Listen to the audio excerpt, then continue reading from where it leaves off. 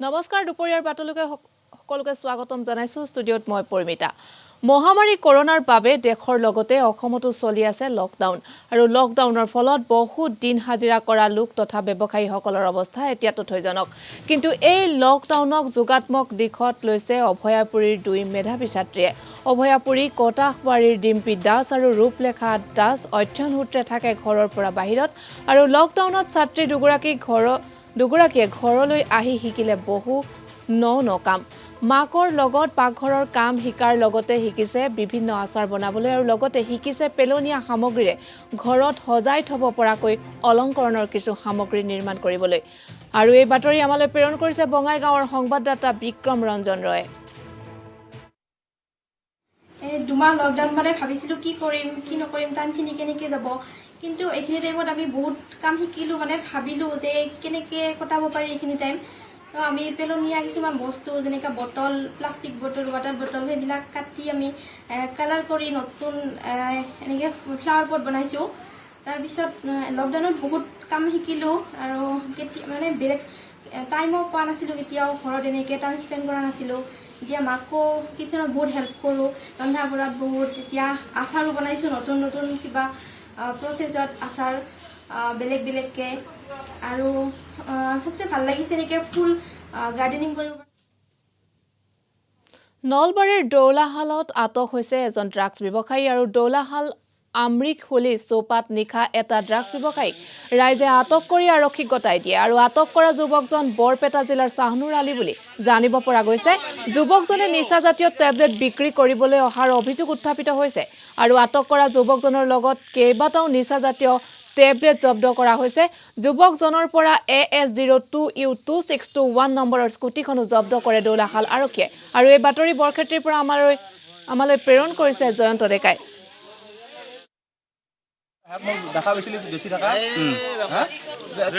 বিকাশ আছে এই এটা চাইছে এখন লৈ আহি বেছি থাকে দেখোন আজি ইয়াতে আধা চিনি পাইছো ৰাস্তা চুপাত কাৰোবাক দিবা আহিছিল নিশ্চয় দিবা আমি ধৰিলো টেবলেট আছিল নেকি টেবলেট পকত আমি চেকিং কৰি টেবলেট পাইছো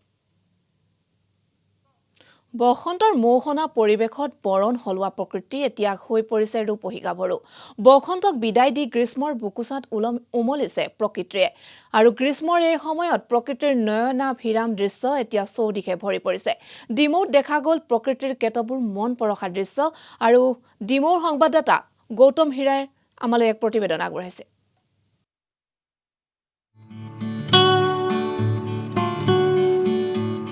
ৰঙৰ হাতসৰিহে যেন পিন্ধিছে প্ৰকৃতিয়ে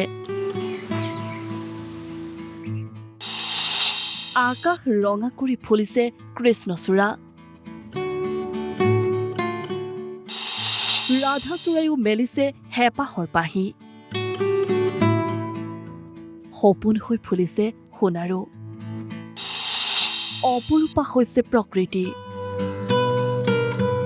এই সময় প্ৰকৃতিৰ সময় বসন্তৰ মোহনা পৰিৱেশত বৰণ হলোৱা প্ৰকৃতি যেন এতিয়া ৰূপহী গাভৰুজনী হৈ পৰিছে বসন্তক বিদায় দি গ্ৰীষ্মৰ বুকুচাত উমলিছে প্ৰকৃতিয়ে গ্ৰীষ্মৰ এই সময়ত প্ৰকৃতিৰ এনেবোৰ নয়নাভিৰাম দৃশ্য এতিয়া চৌদিশে ভৰি পৰিছে ৰাজ্যৰ আন আন প্ৰান্তৰ লগতে ডিমৌতো দেখিবলৈ পোৱা গৈছে প্ৰকৃতিৰ কেতবোৰ মন পৰশা দৃশ্য এনেকৈয়ে ৰঙা চাদৰৰ দৰে হৈ পৰিছে কৃষ্ণচূড়া ফুলবোৰ হালধীয়া হাঁহি হৈ এনেদৰে ফুলিছে সোণাৰুবোৰ লকডাউনে জনজীৱন স্তব্ধ কৰিলেও একেই আছে প্ৰকৃতিৰ এই চিৰাচৰিত নিয়ম ডিমৌৰ পৰা গৌতম হীৰা ৰিপৰ্টছ ঈশান নিউজ বিধ্বস্ত পথে জ্বলা কলা খুৱাইছে ঢকুৱাখানাবাসীক প্ৰতি বছৰে মাত্ৰ এটা ৰাস্তাৰ বাবেই হুমুনিয়া কাঢ়িবলগীয়া হয় পুথিমাৰীৰ বৃহত্তৰ অঞ্চলটো ঢকুৱাখানা চাৰিআলিৰ পৰা প্ৰায় 4 কিলোমিটাৰ দূৰত্বত অৱস্থিত গাঁওখনৰ ৰাস্তা আজিলৈকে নিৰ্মাণ নহল যাৰ বাবে গাঁওবাসীয়ে বাৰিষা আহিলে এটা ভয়ৰ মাজত অতিবাহিত কৰে জীৱন আৰু প্ৰায় 15টা বছৰ আগে বানপানীয়ে ধ্বংস কৰা পথচোৱাত আজিলৈকে নপৰিলে চপৰা মাটি বিদ্যালয় বজাৰ সমাৰ সকলোফালে অসুবিধাৰ সন্মুখীন হৈ আহিছে এই অঞ্চলৰ ৰাইজে আৰু এই বাতৰি আমালৈ প্ৰেৰণ কৰিছে ঢকুৱাখানাৰ গোলাপ দাসে। আমাৰ একদম কেলি ফুটদোয়াখানা পঞ্চায়েত আবদান কৰা যে ৰাস্তা এই ৰাস্তাটি যে আমাৰ খুব সোনকালে ভিতৰত যে তুমি আমাক সুবিধা কৰি দিবৰ কাৰণে তোমাক আমি আগবঢ়াই দিয়া হৈছে। গতিকে তুমি তেওঁ আমাৰ আগত 100 বাৰ প্ৰতিশ্ৰুতি কৰি থৈ গ'ল, কিন্তু আজি পৰ্যন্তলৈকে তেওঁ এই ৰাস্তাটো কি হৈছে কেনেকৈ মানুহখিনি অহা যোৱা কৰিছে আজিলৈকে তেওঁ পৰিদৰ্শন কৰিবলৈ দুটা কাৰ্যকাল তেওঁ পাৰ হৈ গুচি গ'ল। এতিয়া তথাপিতো তেওঁ আজি পৰ্যন্তলৈকে এই মানুহখিনি যে কিনি অহা যোৱা কৰিছে তেওঁ পৰিদৰ্শন কৰিবলৈ অহা নাই।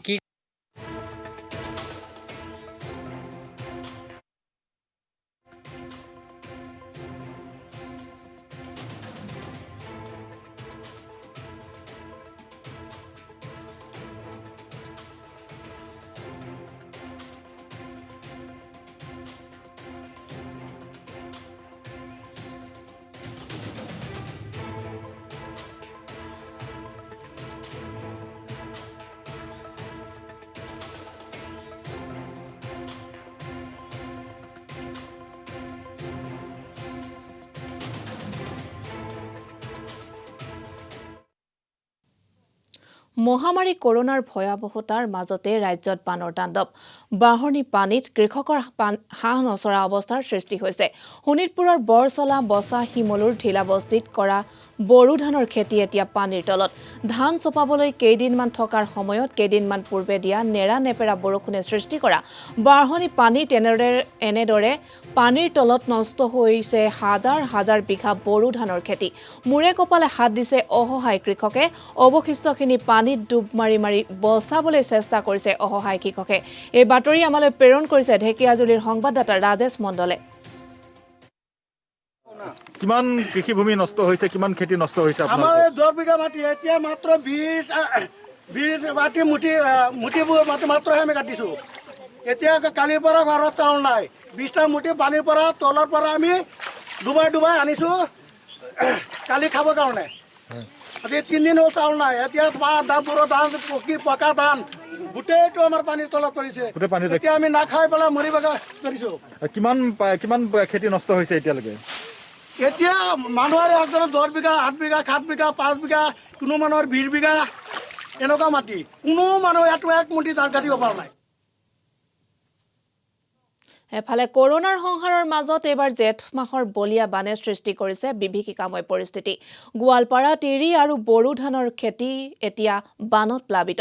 মূৰে কোপালে হাত দিছে উপায়বিহীন কৃষকে। সহায়ৰ বাবে আহ্বান জনালে চৰকাৰক। বিৰাজ কলিতাৰ এক প্ৰতিবেদন।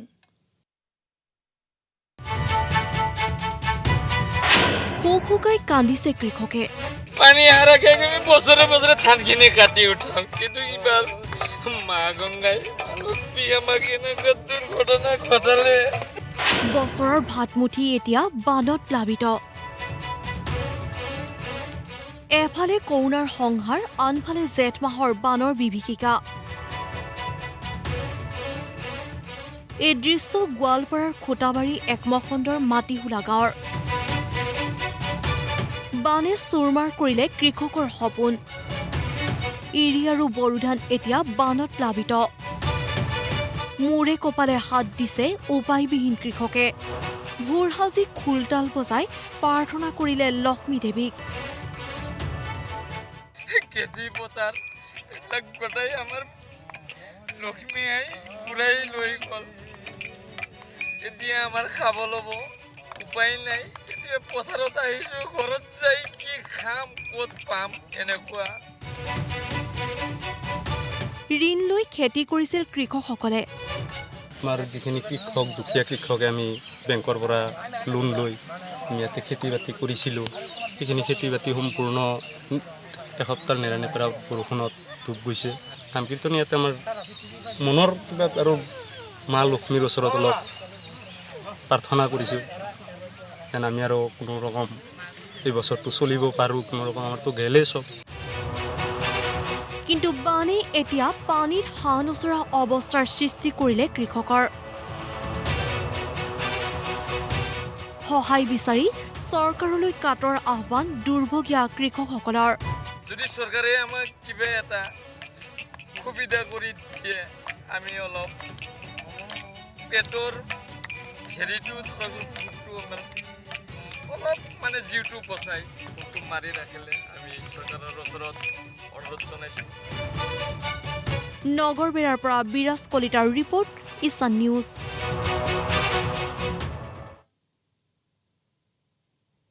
পৰৱৰ্তী খবৰ, কৰোনা ভাইৰাছৰ ব্যাপক সংক্ৰমণৰ বাবে চৰকাৰে বৃদ্ধি কৰিবলৈ বাধ্য হৈছে লকডাউনৰ সময়সীমা।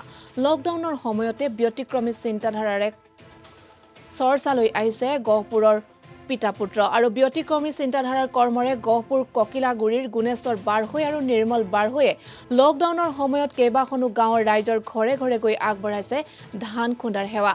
আৰু এই বাতৰি আমালৈ প্ৰেৰণ কৰিছে গহপুৰৰ পৰা পৰাগ শইকীয়াই। লকডাউন চলি আছে, লকডাউন চলি থকাৰ সময়তে দুই পিতা পুত্ৰ চৰ্চালৈ আহিছে। মই পোনপ্ৰথমে কেমেৰা পাৰ্চনক এক দৃশ্য দেখাবলৈ অনুৰোধ জনাইছোঁ। আপোনালোকে আমাৰ কেমেৰাত প্ৰত্যক্ষ কৰিছে এখন পাৰতিলা আৰু এটা মেল। গৌৰৱৰ বিষয়ে মই পোনপ্ৰথমে আপোনাক সুধিব বিচাৰিছোঁ, কেনেকৈ এই কথা মনলৈ আহিল? পহিলা মই এইটো বাঁহৰ কামি লৈ পেলানি এই আইডিয়া কৰিলোঁ। আইডিয়া কৰোঁতে চিন্তা কৰিলোঁ যে এইটো খোলা এটা বহাই ল'লে কেনেকুৱা হ'ব। তেতিয়া খৰালিমহীয়া চিন্তা কৰিলোঁ, বাৰিষা হাল বাওঁ, খৰালিমহীয়া কি কৰিম, এই লোহালংকবিলাক বাঁহৰ কামিয়ে এই ডিজাইনটো বনাই লৈ পেলানি লোহালংকবিলাক কিনি আনিলোঁ আৰু লগতে খোলা ভাগ কিনি আনিলোঁ। অনাৰ পিছতে এতিয়া মোৰ নিজৰ কামো হৈছে। এজাক বৰষুণতে বন্ধ হৈ পৰিছে তিতাবৰৰ বৰখোলা আৰু বছাগাঁও সংযোগী পথ। হামুকীয়া গতিৰে নিৰ্মাণ কাৰ্য চলাৰ বাবে আজি দুৰ্ভোগ ভুগিছে অঞ্চলটোৰ ৰাইজে। পথটোৰ ওপৰত বহুদিনৰ পৰা এখন দলং নিৰ্মাণ কাৰ্য চলি আছিল যদিও বিভাগৰ চূড়ান্ত হেমাহি আৰু ঠিকাদাৰৰ গাফিলতিৰ বাবে বাৰিষাৰ পূৰ্বে নিৰ্মাণ হৈ নুঠিল দলংখনৰ নিৰ্মাণ কাৰ্য, যাৰ ফলত এজাক বৰষুণৰ পিছত অহা পানীয়ে উটুৱাই লৈ গ'ল অৰ্ধনিৰ্মিত দলংখন। আৰু এই বাতৰি তিতাবৰৰ পৰা আমালৈ প্ৰেৰণ কৰিছে অমৰ সিং ৰাজপুতে। এজন গাঁৱৰ বছাবাসী হিচাপে এইটো মানে কি আমাৰ বছা বৰহোলা মেইন ৰাস্তা, মানে ইয়াত আমাৰ মানে গোটেই মানুহখিনি অহা যোৱা কৰে, স্কুলীয়া ছাত্ৰ ছাত্ৰীৰ পৰা আৰম্ভ কৰি গোটেই হেৰি বিশেষকৈ চিকিৎসা সেৱা। আজি যোৱা ৰাতি যি যাক বৰষুণ দিলে, বৰষুণৰ ফলত আমাৰ এই ৰাস্তাটো যেতিয়া পুলটো অৰ্ধনিৰ্মাণ হ'ল, নিৰ্মাণ হোৱাৰ কাৰণে যথেষ্টখিনি অসুবিধা হৈছে। বিশেষকৈ মেডিকেল চিকিৎসা বৰহোলা আৰু বৰহোলা বছাৰ মেইন সংযোগী পথ। এইটো সংযোগী পথটো এতিয়া এনেকুৱা ধৰণৰ অৱস্থা আছে যে আমাৰ কোনো মানুহ বৰহোলালৈ যাব পৰা ব্যৱস্থা নাই আৰু বৰহোলাৰ পৰা বছা গাঁৱলৈ কোনো যাব। লকডাউনত অন্য এক প্ৰয়াস মঙলদৈৰ এটা নাট্যগোষ্ঠীৰ। নাট্য কৰ্মৰ সৈতে জড়িত জেংৰাই নাট্যগোষ্ঠীয়ে বিৰত থাকিবলগীয়া হৈছে নাটকৰ পৰা বিৰত থাকিলেহে অন্য এক পন্থা অৱলম্বন কৰিছে নাট্যগোষ্ঠীটোৱে। আৰু এইবাৰ বিভিন্ন ধৰণৰ ফল মূলৰ আচাৰ প্ৰস্তুত কৰিবলৈ আৰম্ভ কৰিছে। কোনো কাৰিকৰী বিদ্যা অবিহনে আম, ভোট জলকীয়া, জলফাইকে ধৰি বিভিন্ন ফল মূলৰ আচাৰ তৈয়াৰ কৰিছে নাট্যগোষ্ঠীটোৰ সৈতে জড়িত যুৱক যুৱতীসকলে। এই বাতৰি মঙলদৈৰ পৰা আমালৈ প্ৰেৰণ কৰিছে লোকেশ্বৰ বৰুৱাই। বৰ্তমান পৰিস্থিতিত লকডাউনে আমাক যথেষ্ট অসুবিধাৰ সৃষ্টি কৰিছে। অৰ্থনৈতিকভাৱে আমি প্ৰায় জুৰুলা হৈ পৰিছোঁ। আৰু যিহেতু আমি কৰি থকা কামটো নাই, আমি নাটকৰ লগতে জড়িত থাকোঁ আৰু আমি ফুল টাইম থিয়েটাৰ ৱৰ্কাৰ বুলি ক'ব লাগিব। গতিকে আমাৰ যেতিয়া নিজৰ কামটো নাই, গতিকে আমি অনুষংগিক কিছু চিন্তা আমি লগতে কৰিছোঁ। নাটকৰ চৰ্চাটো আমি খুব বহল ভিত্তিত কৰিব পৰা নাই, এটা নিৰ্দিষ্ট সীমাবদ্ধতাত আমি কৰি আছোঁ। আৰু এই আচাৰৰ চিন্তাটোৱে আচলতে আমাক অৰ্থনৈতিক স্বাৱলম্বিতাৰ কথাটো চিন্তা কৰি আমি কৰি থকা হৈছে। মণিপুৰত নতুনকৈ 4গৰাকী লোকৰ দেহত কৰোনা। মণিপুৰ চৰকাৰে কিছু সময়ৰ পূৰ্বে ৰাজহুৱা কৰিছে এই তথ্য। ৰাজ্যখনত বৰ্তমান কৰোনাত আক্ৰান্তৰ সংখ্যা 66জনলৈ বৃদ্ধি। বৰ্তমানো মণিপুৰত চিকিৎসাধীন হৈ আছে 59গৰাকীকৈ লোক আৰু বাকী 7গৰাকী লোক কৰোনামুক্ত হৈছে মণিপুৰত।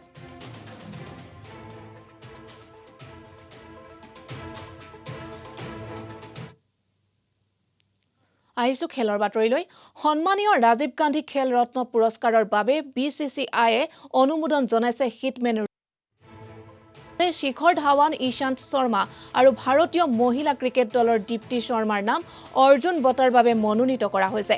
ভাৰতীয় ক্ৰিকেট দলৰ উপ অধিনায়ক ৰোহিত শৰ্মাই যোৱা কেইবা বছৰ ধৰি দুৰ্দান্ত প্ৰদৰ্শন আগবঢ়োৱাৰ লগতে কেইবাটাও অভিলেখো গঢ়িছে। বিগত বৰ্ষত ৰোহিত শৰ্মাই 2019 বৰ্ষৰ ICCৰ বৰ্ষশ্ৰেষ্ঠ ক্ৰিকেটাৰৰ সন্মান লাভ কৰিছিল আৰু বিশ্ব ক্ৰিকেটত এটা বিশ্বকাপত 5টাকৈ চেঞ্চুৰীৰ অভিলেখৰ গৰাকী ৰোহিত শৰ্মাই অভিষেক টেষ্ট মেচত দুয়োটা ইনিংছতে চেঞ্চুৰী কোবোৱাৰ দৃষ্টান্তও আছে আনহাতে টি20 ক্ৰিকেটত 4টাকৈ চেঞ্চুৰীৰ একমাত্ৰ অভিলেখৰ গৰাকী হ'ল ৰোহিত শৰ্মা